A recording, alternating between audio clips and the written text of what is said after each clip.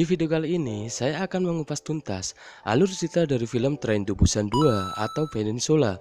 Film ini berasal dari Korea yang rilis pada tahun 2020. Film ini menceritakan sebuah wabah virus yang melanda negara Korea yang semua penduduknya berubah menjadi sebuah zombie.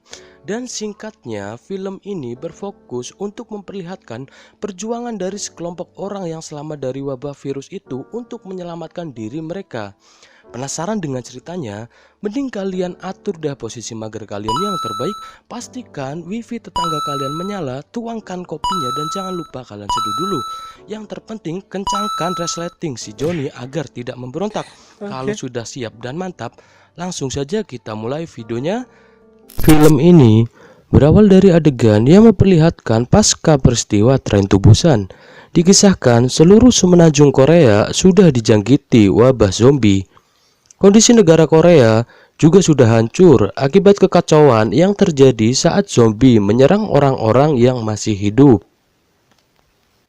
Namun, setelah 4 tahun peristiwa itu berlalu, ternyata ada seorang tentara aktif yang bernama Jong Suk dan beberapa orang yang berhasil selamat dan melarikan diri dari Korea. 4 tahun pun berlalu.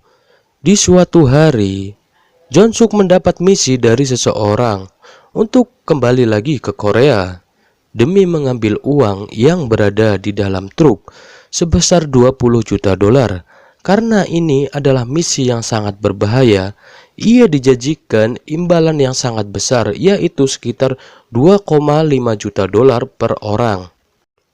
Jong Suk pun menyetujuinya dan berangkat menjalankan misi kembali ke semenanjung Korea bersama 3 rekannya. Sesampainya di Korea, kondisi Korea sudah sangat kacau dan bagaikan negara mati. Di sini, Jong Suk dan rekan-rekannya langsung bergegas mencari truk itu dengan menggunakan sebuah mobil. Di tengah perjalanan, ada salah satu rekan Jong Suk yang melihat sebuah truk.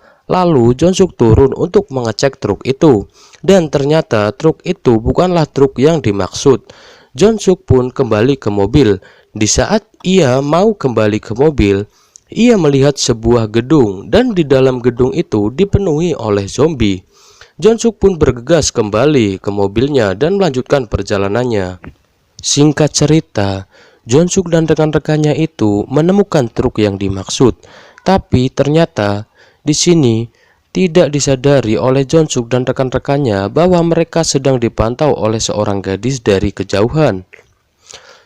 Karena tidak menyadari hal itu, Jong Suk dan teman-temannya langsung mengecek truk itu. Dan benar saja, di dalam truk itu terdapat uang yang sangat banyak. Dan ketika mereka akan membawa truk itu, ternyata di dalam truk itu terdapat mayat yang sudah menjadi zombie. Melihat hal itu, salah satu rekan Jong Suk mau mengeluarkan mayat itu. Seketika, mayat itu berubah menjadi zombie dan mau menggigit rekan Jong Suk. Karena panik, rekan Jong Suk tidak sengaja menekan klakson dari truk itu. Dan seketika semua zombie pun mendatangi mereka dan mengejar mereka. Tapi di sini Jong Suk dan 3 rekannya itu berhasil kabur dari semua zombie yang mengejar mereka. Di sini, di saat mereka sudah berhasil lolos dari para zombie yang mengejarnya, mereka kira ini adalah misi yang sangat mudah dan mereka pikir mereka akan semudah itu keluar dari Korea dan menjadi seorang jutawan sesampainya nanti di Hong Kong. Tapi tidak semudah itu, Ferguson. Tanpa mereka sadari, ternyata ada sekelompok orang yang mengejar mobil dan truk yang Jong Suk dan rekannya itu kendarai. Kelompok itu menembakkan flare dan kembang api atau semacamnya lah ya, yang membuat semua zombie mengejar mobil dan truk Jong Suk. Karena zombie itu terlalu banyak, akhirnya mobil dan truk Jong Suk mengalami kecelakaan karena menabrak zombie-zombie tersebut. Akhirnya, akibat kejadian itu, Jong Suk dan rekannya pun diserang oleh semua zombie tersebut. Di sini, di saat Jong Suk sudah kehabisan tenaga untuk melawan semua zombie itu, ada seorang gadis yang membawa mobil dan menyelamatkan Jong Suk. Dan di sisi lain, satu rekan Jong Suk berhasil sembunyi dari serangan zombie dengan masuk ke dalam bagian belakang dari truk yang mereka kendarai tadi. Tapi di sini truk itu dibawa sekelompok orang yang bernama Unit 361 ke markasnya. Dan rekan Jonsuk itu pun terbawa oleh kelompok Unit 361 tanpa sepengetahuan mereka. Singkat cerita, Jonsuk berhasil kabur bersama gadis itu.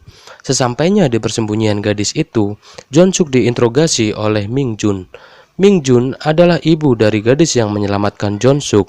Di sini, Jonsuk menjelaskan bahwa ia berasal dari Hong Kong dan ia diberi tugas oleh seseorang untuk mengambil sebuah uang dan ia akan kembali lagi ke Hong Kong jika ia sudah berhasil menemukan uang itu.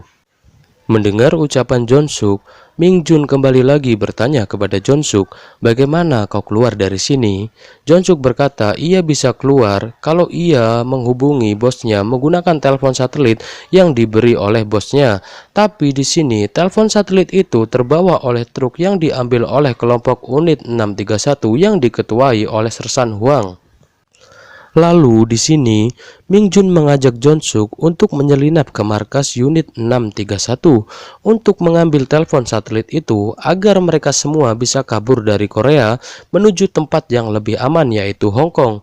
Jonsuk pun setuju dengan Mingjun. Scene pun berganti dan memperlihatkan truk yang dicuri oleh Unit 631 sudah sampai di markas mereka.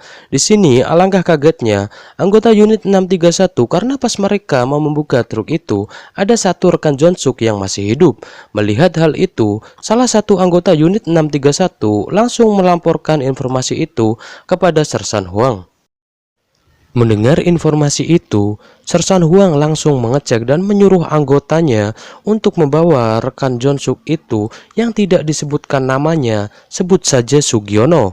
Mereka membawa Sugiono ke sebuah ruangan untuk dijadikan peserta arena dan mereka membuka baju Sugiono dan membelok tubuhnya dengan nomor 61. Artinya, Sugiono adalah peserta dalam arena dengan nomor urut 61.